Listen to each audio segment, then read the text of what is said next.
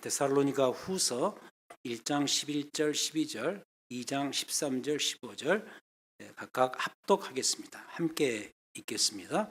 이러므로 우리도 항상 너희를 위하여 기도함은 우리 하나님이 너희를 그 부르심에 합당한 자로 여기시고 모든 선을 기뻐함과 믿음의 역사를 능력으로 이루게 하시고 우리 하나님과 주 예수 그리스도의 은혜대로 우리 주 예수의 이름이 너희 가운데서 영광을 받으시고 너희도 그 안에서 영광을 받게 하려 함이라.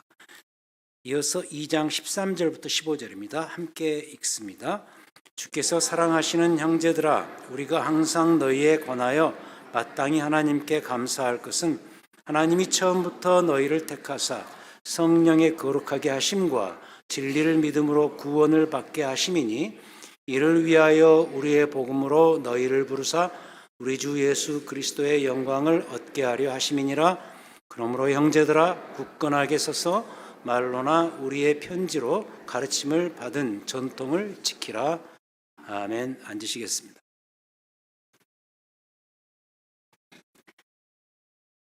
영어에 The last straw라는 말이 있습니다.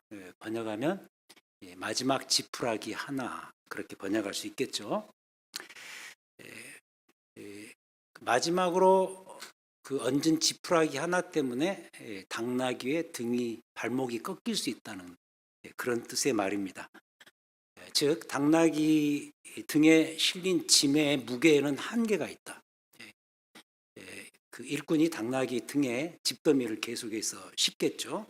그런데 그 마지막 지푸라기 하나 때문에 당나귀의 발목이 꺾일 수 있다.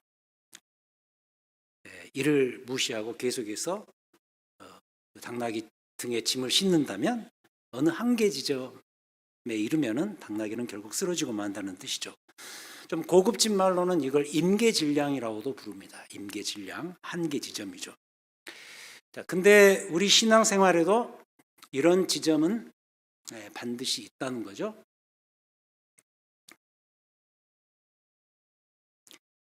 내 신앙에 긍정적인 효과가 잘 발휘되다가도 어떤 지점에서부터는 그 효과가 사라지면서 내 신앙생활의 상태가 갑자기 어려워지는 그런 순간이 있을 수 있습니다. 그런 때는 대부분 내 신앙의 순수성을 자극하는 그 부당한 삶의 도전이라든지 이런 것들이 찾아올 때, 어려운 환경이 갑자기 쳐들어올 때 그 지점은 분명코 내 신앙의 임계 질량 지점이다 하는 것이죠.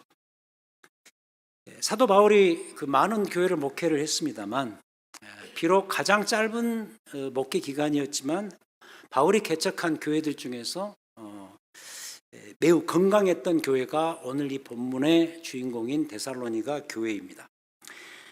이 교회가 가졌던 건강성의 측면은 데살로니가 전서 1장에 보면 아예 도배가 되어 있습니다. 이 데살로니가 전서, 우리가 지금 후서를 봅니다만은 데살로니가 전서 앞편지에서 그 1장에 보면은 데살로니가 교회가 얼마나 믿음이 좋은 교회였는가를 아주 칭찬을 많이 하죠.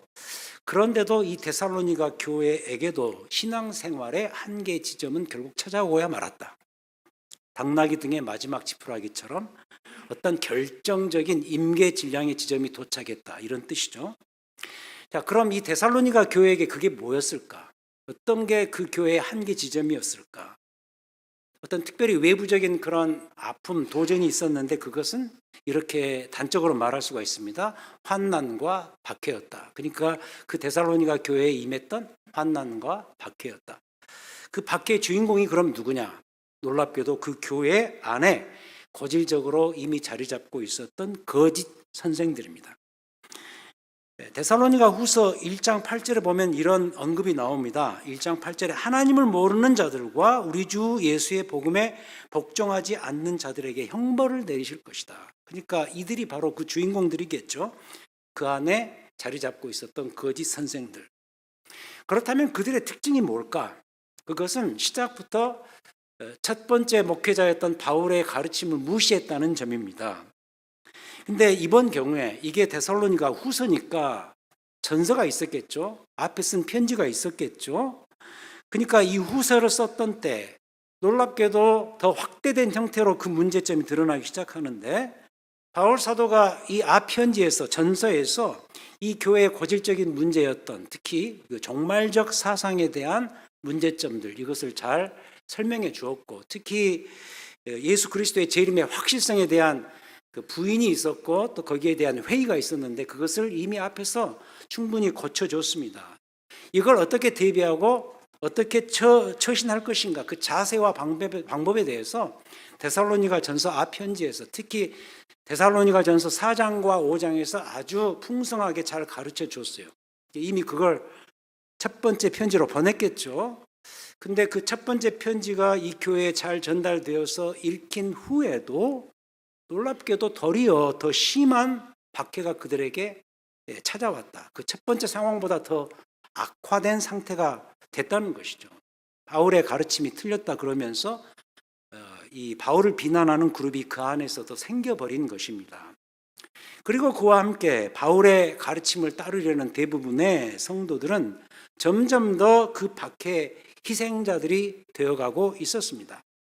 그래서 쓴 것이 뭐냐? 사도 바울이 그래서 쓴 것이 바로 이 마지막 지푸라기 선을 잘 넘어설 것을 권하는 데살로니가 후서, 이 데살로니가 이 두 번째 편지가 되겠습니다. 이 문제를 위한 격려와 당부를 하기 위해서 쓰여진 편지, 바로 데살로니가 후서입니다.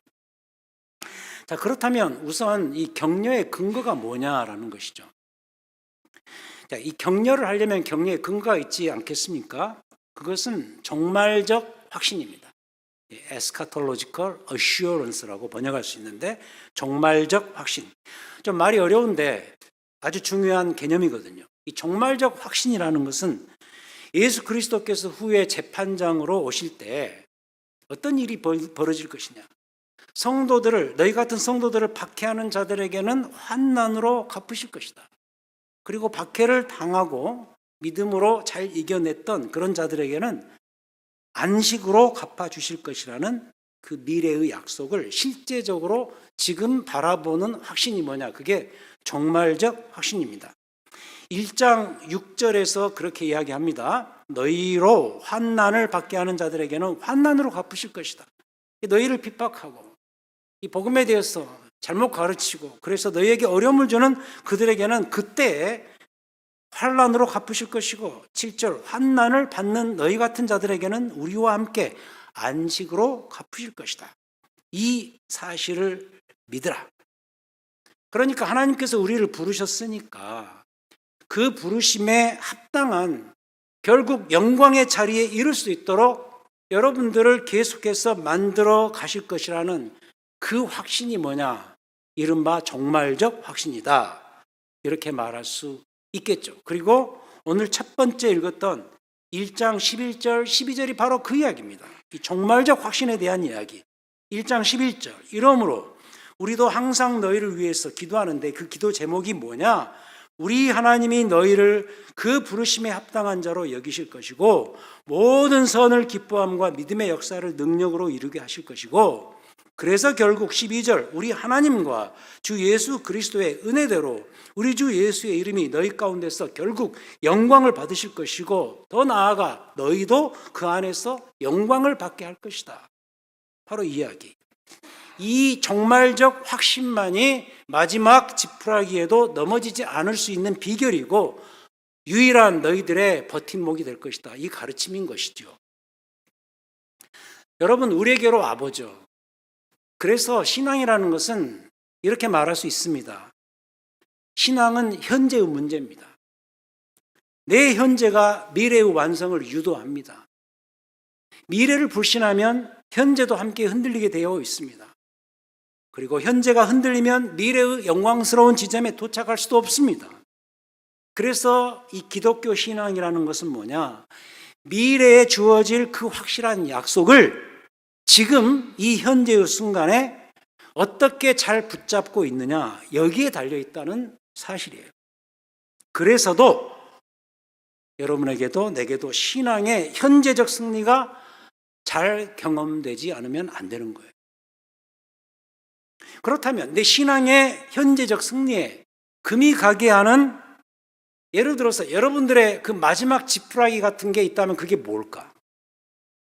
어떤 종류의 갈등과 어려움이 내 의식의 삶과 내 삶에 쳐들어올 수가 있는가? 여러분들의 지금의 의식을 지배하는 여러분의 그 마지막 지푸라기 같은 것은 뭐냐라는 거죠. 저는 이 삶의 이런 마지막 지푸라기 같은 이 시점을 이렇게도 표현해 보곤 합니다. 인생의 아슬아슬한 순간. 인생의 아슬아슬한 현실 이렇게 부르곤 하는데 이런 거 아닐까요? 이 고비만 넘기면 되는데 어떤 넘기 힘든 지점 같은 때를 의미하는 거겠죠. 개인적으로는 가장 대표적으로 건강에 이상이 생긴다든지 어떤 사고를 당한다든지 경제적 한파가 찾아오는 그런 때겠죠.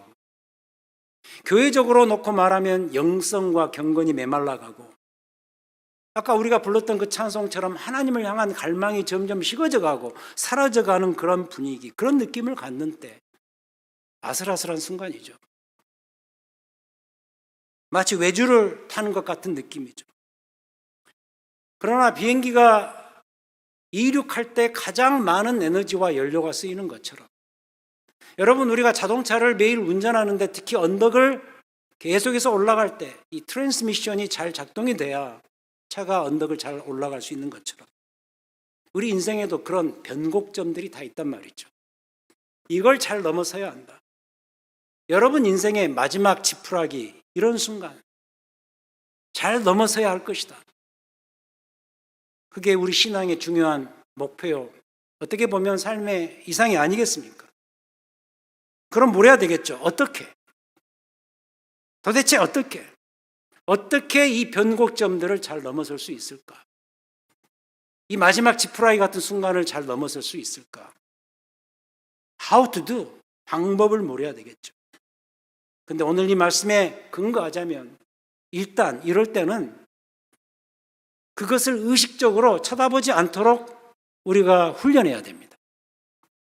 그걸 쳐다보는 대신에 미래에 다시 오셔서 심판하실 우리 주님의 그 약속을 쳐다보아야 한다. 그 약속을 쳐다볼 때 이런 음성이 들리겠죠. 내가 그때 다 해결해 줄 것이다. 일단 나를 믿어라. 내가 너희를 택하지 않았느냐? 내가 너희를 부르고 내가 너희를 택했으니 택함 받은 자녀로서 지금까지 그랬던 것처럼 너희를 앞으로도 계속해서 만들어 갈 것이다. 이 사실을 믿고서 이 지점을 잘 넘겨야 한다. 이게 뭐예요? 이게 종말적 확신이에요. 이걸 가지라고 사도 바울이 여기에서 다시 강변하는 거예요. 그래서도 우리가 확신해야 될 점 하나는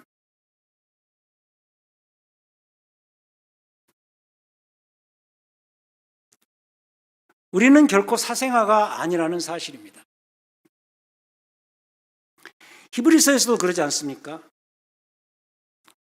징계는 다 받는 것이오늘 너희에게 징계가 없으면 사생자요 친아들이 아니니라. 히브리서 12장 8절. 여기서 강조하는 건 뭐죠? 어려움이 있고 징계가 있다 할지라도 너희가 일단 알아야 될 것은 너희가 이미 가지고 있는 신분이다. 너희는 사생자가 아니다. 너희는 나의 자녀다. 우리는 다 하나님의 자녀들이다. 그 이야기죠. 근데 여러분 부모가 자녀를 낳을 때 자녀의 미래를 위해서 청사진을 다 갖고 있지 않습니까? 블루프린트를 다 그리듯이 하나님께서도 우리를 자녀로 삼으시면서 그 블루프린트를 다 미리 준비해 놓으신다는 사실입니다. 그 청사진, 그 블루프린트가 오늘 본문 두 번째 부분이 되겠습니다. 2장 13절. 너무 아름다운 구절이죠. 2장 13절. 주께서 사랑하시는 형제들아 우리가 항상 너희에 관하여 마땅히 하나님께 감사할 것이 하나 있는데 이 부분 하나님이 처음부터 너희를 택하셨다. 그리고 그 다음에 성령의 거룩하게 하심과 진리를 믿음으로 구원을 받게 해 오셨다. 그리고 하실 것이다. 14절 이를 위해 우리의 복음으로 너희를 부르셨다. 우리 주 예수 그리스도의 영광을 결국 얻게 하실 것이다.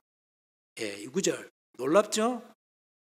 우리를 자녀로 택하시고 시작부터 부르시고 그리고 끝나는 것이 아니라 그 다음에 성령을 통해서 거룩하게 만들어 가시고 결국 우리로 하여금 진리를 믿게 하셔서 구원에 이르도록 하실 것이다.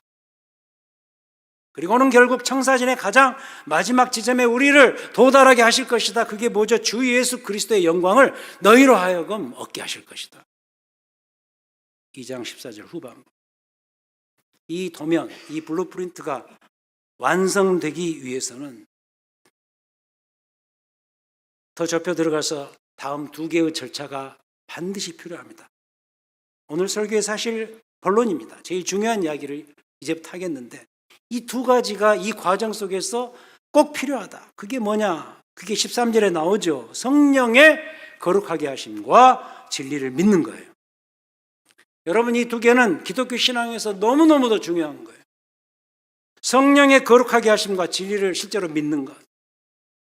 그러니까 주의 자녀로 부름받았으면 그는 그 부르심에 합당하게 살도록 하기 위해서 전파된 그 진리 내용을 계속해서 잘 믿고 고백해 나갈 것이다. 그리고 성령께서는 하시는 일이 뭐냐? 그 개인적인 고백이 진실한 믿음의 고백이 될 수 있도록 하기 위해서 고백하는 그 당사자에게 계속해서 기름 부으심의 역사를 진행하실 것이다. 그래서 결국 그로 인해 그 사람은 그 믿음과 함께 마지막 영광의 지점까지 갈 것이다. 그 이야기죠. 그리고 특히 성령께서는 우리가 그 자리에 잘 이룰 수 있도록 우리 안에서 이에 필요한 넉넉한 거룩함을 비축해 나가실 것이다. 누가? 성령께서. 그래서 이 두 가지 일, 성령의 주관적인 사역이 있고요, 진리를 향한 이 믿음의 고백이 있어요. 이 객관적 사역이 서로 협력하면서 나타난 결과라고 말할 수가 있겠어요. 앞에 것, 성령의 주관적인 사역은 위로부터 오는 것이고 하나님으로부터 오는 것이고, 뒤에 것, 진리를 향한 믿음의 객관적인 사역은 우리에게서 비롯되는 사건이다. 이게 합력해서 벌어지는 사건이 뭐냐? 이른바 신앙생활이라는 것이다 라는 거죠. 근데 이걸 일찍이 요한복음 4장에서 예수님이 이미 말씀하신 바가 있습니다. 요한복음 4장은 예수님께서 사마리아 여인을 만나는 그런 장면이죠. 남편을 5이나 둔 그 당시에 사회적인 어떤 그 마지널 피플의 대표적인 인물이었던 그 여인에게 찾아가셔서 굉장히 중대한 역사적 선언을 거기서 하시는데, 너희들 안에 새로운 시대가 열릴 것이다. 내가 왔으므로 새로운 시대가 열릴 것이다 라는 굉장한 중요한 메시지를 어떻게 보면 사회적으로 허접하게 살아가는 그 여인을 대표해서 그에게 선포하는 거죠. 그 핵심이 뭐였어요? 새로운 시대가 열린다. 이 시대는 왜 새로운 시대인가? 영과 진리로 예배하는 때가 올 거라고 말씀하십니다.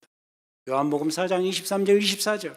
아버지께 참되게 예배하는 자들은 이제부터 영과 진리로 예배할 때가 오나니 곧 이때라. 지금부터 시작되었다. 카운트다운 되었다. 하나님은 영이시니 예배하는 자가 영과 진리로 예배할지니라. 그렇게 말하죠.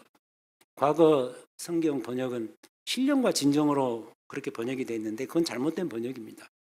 영과 진리로 예배할 때가 드디어 왔다. 근데 사도 바울이 예수님의 후예 아닙니까? 그러니까 사도 바울 역시도 이 말씀의 의미가 뭔가를 이미 알고 경험을 했을 거예요. 정확히 알고 있었어요. 그러니까 사도 바울도 성령의 주관적으로 기름 부으시는 역사로 인해서 교회에게 객관적으로 전승이 된 진리를 향한 자신의 믿음이 견고해지는 것을 사도 바울이 개인적으로 경험을 했단 말이죠. 그래서 이 경험은 바울이 목회하는 그 교회들, 성도들에게도 동일하게 경험을 시킬 수 있도록 도왔습니다. 그게 바로 이 사도 바울이 쓴 편지들이겠죠. 그 간절한 원함이 바로 본문 15절 내용인 것이죠. 하나님이 처음부터 너희를 택하사 성령의 거룩하게 하심과 진리를 믿음으로 구원을 받게 하실 것이다. 이 두 가지 꼭 기억하셔야 돼요. 오늘 우리는 새 목회자 청빙을 위한 공동회의를 열어요. 청빙위원 9명이죠. 9분과 제 생각이 일치했다고 볼 수도 있겠는데, 사실 제가 전임 목회자로서 그 다음에 올 후임 목회자에게 가장 요구하고 싶은 것이 바로 이 지점이에요. 목회자인 저에게도 레퍼런스를 구했겠죠. 목사님, 청빙할 때 뭐가 중요합니까? 물었겠죠. 제가 다른 방향으로는 이야기했지만 이 지점입니다. 같습니다. 복음의 전통을 수호하는 일입니다. 복음의 전통을 계속해서 잘 전승시키는 일입니다. 객관적 말씀에 대한 진실한 고백이 계속 이 교회에서 이루어져야 되고, 주관적인 성령의 역사도 지속되어야 하고, 그리하여서 이 교회의 영성과 경건이 계속해서 풍부해지는 그런 역사, 그런 일이 벌어지는 그런 교회, 그런 교회를 꿈꾸는 일환으로서의 청빙 절차인 거죠. 우리 교회의 미래가 이래야 된다. 말씀이 전승되고 그 말씀에 성령의 기름 부으심의 역사가 있어서 주를 향한 갈망과 영성과 경건이 더 풍성해지는 그런 교회, 이걸 위해서 충분한 자격이 있고 전망이 보이는 목회자가 반드시 와야 하는데, 오늘 우리가 투표할 그 목사님이 그럴 수 있는 분이라고 보는 자리인 셈인 거죠. 그게 아니면 아예 시작도 안 했겠죠. 우리는 다시 한번 감사해야 돼요. 교회 역사적으로 감사해야 돼요. 내게, 그리고 우리 크로스포인트 교회에게 이 두 가지, 고백할 수 있는 진리의 말씀이 있고 또 진리를 향한 내 믿음을 확고하게 해주는 성령의 내밀한 역사가 있음에 대해서 감사하셔야 돼요. 그리고 이 두 가지는 지난 신약시대 2000년 교회 역사 가운데 이 주의 교회들을 지켜온 근간이었단 말이죠.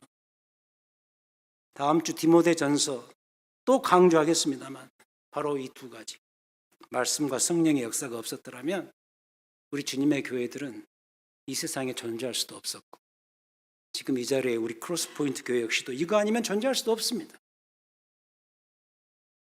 그래서 이 두 가지의 역사, 성령의 주관적인 사역과 말씀의 객관적인 고백, 이 두 가지 역사는 지금 여러분 개인에게서도 우리 교회 공동체 안에서도 계속해서 일어나는 것이고 앞으로 계속해서 일어나야 할 일이에요. 이 두 가지, 객관적 진리와 주관적인 성령의 역사, 반드시 기억하시기를 바랍니다. 이게 있으면요, 이게 지속되면 우린 흔들리지 않습니다. 그래서 이 구절 다시 기억을 합시다. 2장 15절 너무 중요한 구절이죠. 그러므로 형제들아, 굳건하게 서서 말로나 우리의 편지로 가르침을 받은 이 전통을 지키라. 이 전통이 그냥 우리 교회 전통 이게 아니고요, 사도 바울의 이 사도적 뿌리를 두고 있는 사도적 가르침, 주의 말씀이죠. 이 전통을 계속해서 지키라. 이제 오늘 설교를 정합해 봅니다.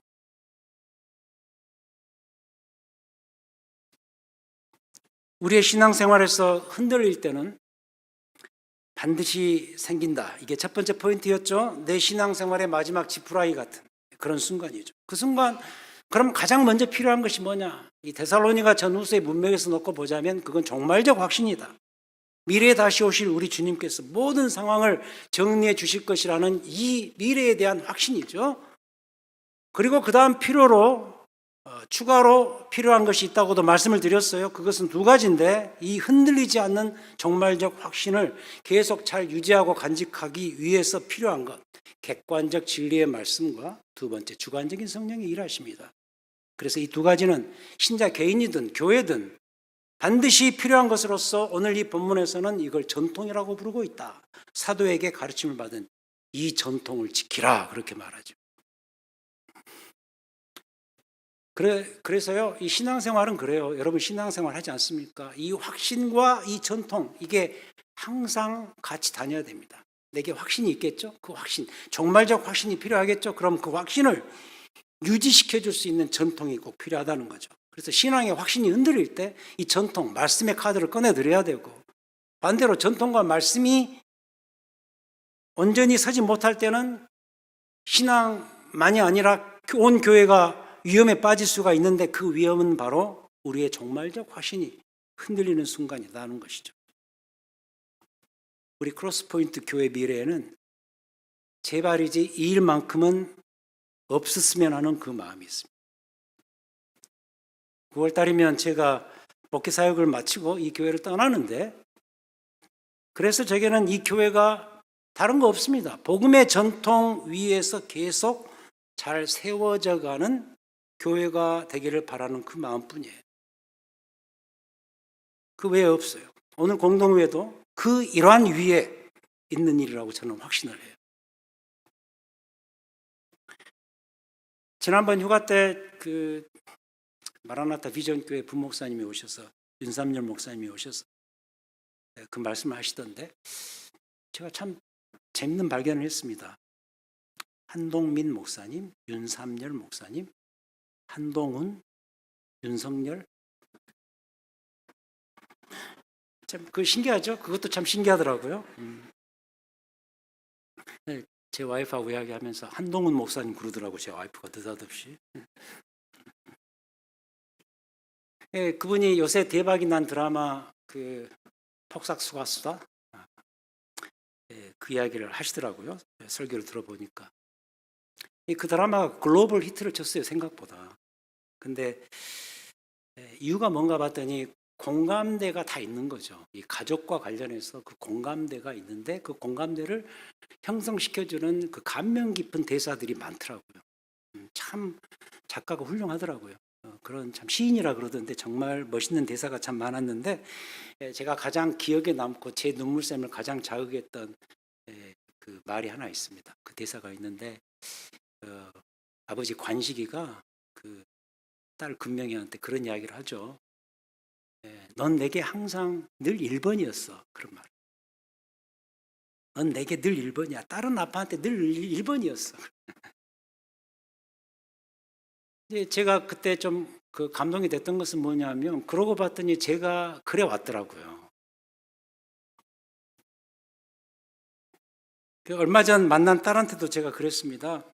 제 아들이 들으면 좀 섭섭해할지는 모르겠지만, 저는 분명히 사실이라는 것을 제가 확신하는데, 딸한테 그랬습니다. 아빠한테 너는 항상 1번이야. 1번이었고, 지금도 1번이고, 앞으로도 1번일 거야. 근데 이 드라마를 딸이 봤어요. 먼저 보고 우리한테 보라 그래서 넷플릭스에서 소개해주고 그랬거든요.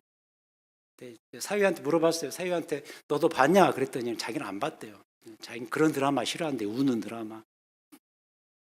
같이 앉아서 본 게 아니고 자려고 딱 들어가서 침대에서 갑자기 자기는 잠들었는데 막 우는 소리가 나대요. 그래서 딱 봤더니 막 어떤 장면에서 울고 또 다시 보고 뭐 그랬대요.